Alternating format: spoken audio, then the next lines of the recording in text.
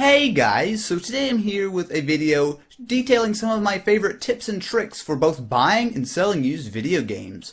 Now, as some of you will know, I'm a big collector. Well, I wouldn't say I'm a big collector. I don't have that big of a collection, but I enjoy buying older, cool video games, such as, for the Super Nintendo, the PS1, etc., etc., etc. And I think I've found quite a few decent tips, especially if you're just now getting into it. That might be really helpful if you're just wanting to go ahead and start your own video game collection. So I'm going to go ahead and break this up into two parts. First part is going to be for cartridge-based games. Second part is going to be for CD-based games. Most of these tips do apply both ways, but there are a few different things that you might want to pay attention to. So anyway, the first thing is that more than likely you're going to be buying it off eBay. eBay, don't get me wrong, is a great place. You can go ahead and find all kinds of great older games that you normally would never be able to find, and usually for not that too bad of a price. However, one thing is when you're buying stuff online, and indeed this just is general advice in general, is to pay attention to what you're actually buying. So take for example this Super Mario World cartridge. It looks really good. It doesn't look like it's got a lot of scratches on it. You've got the label, all that kind of good stuff. If I saw a picture of this on eBay, this would look pretty good. However, if this was the only picture you got, you probably would not be able to see something like this. It's totally cracked up in the bottom. So that's something you definitely are going to need to keep in mind if you're buying from eBay or some other source. Be sure they include a lot of pictures, a good description, a lot of information, because really the more information that you get, in general, it's going to be the better. You're going to get a better product, you're going to get a better game, all that kind of good stuff.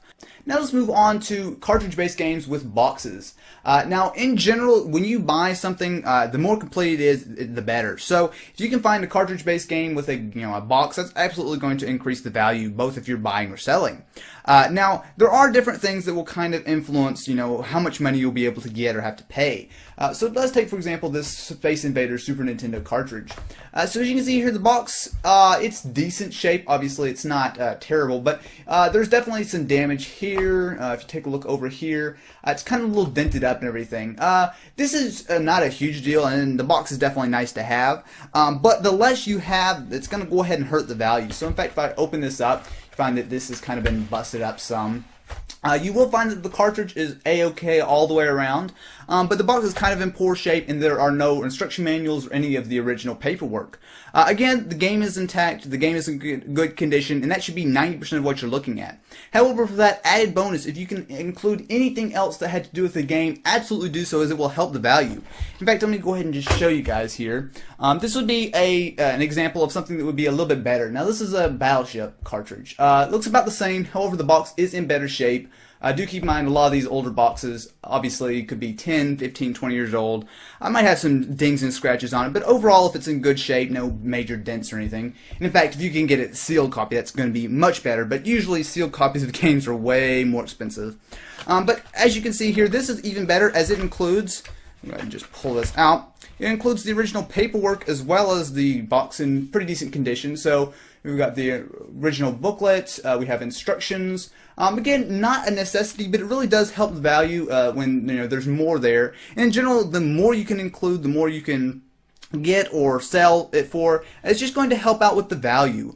Okay, so let's move on to CD-based games.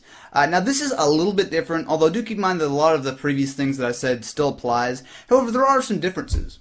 So this is kind of an example of something that you're not really going to want to look for. So this is just an Xbox game, just quite for just a bonus disc. But as you can see here, this is definitely not the original case. In fact, it's got some Game Exchange from Oklahoma. So this is definitely not the original package, and it's kind of a little bit beat up. Now, again, I do want to stress that the packaging isn't everything, but especially with disc-based games, you really want to take a look. As you guys can see here, it looks pretty decent. But if you get an old, busted-up package here, you're definitely going to want to see some sort of picture of the the back of it. Make sure that there's no major scratches or whatever. That will definitely help you out.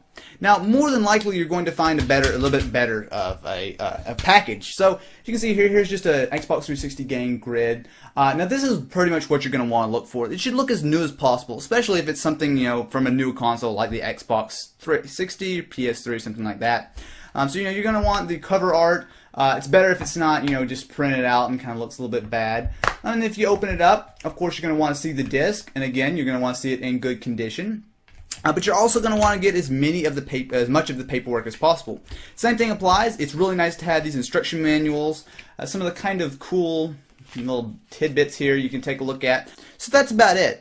Now, obviously, a lot of this stuff only applies to on eBay or online. If you have a local video game store that you like to buy your stuff from, you're going to have some. It's going to be a little bit easier for you on several ways. For example, if a game you get it and maybe the disc is scratched or the cartridge doesn't work, a lot of the times you'll be able to just swap it out for a new one. Usually, video game stores are pretty good about that. However, on eBay and other stores like that, it is a huge hassle to try to return. Sometimes they don't even let you do it. So you definitely want to go ahead and pay attention. You don't want to just throw your money at just anybody. You want to do a little bit of research, make sure that the thing does work, make sure that the person does have a good score, good feedback, and of course if there's a return policy, that's going to be really good, especially if you go ahead and pay some top dollar for some different games. And anyway guys, if you enjoyed this, if it helped you out, if you're just starting collecting, hopefully this did, be sure to leave me a comment below letting me know. And if you guys are interested, I will go ahead and do a separate video all about consoles, because obviously, some people like to collect consoles as well. So if you guys are interested in another video about the consoles, just let me know. Anyway guys, thanks for watching.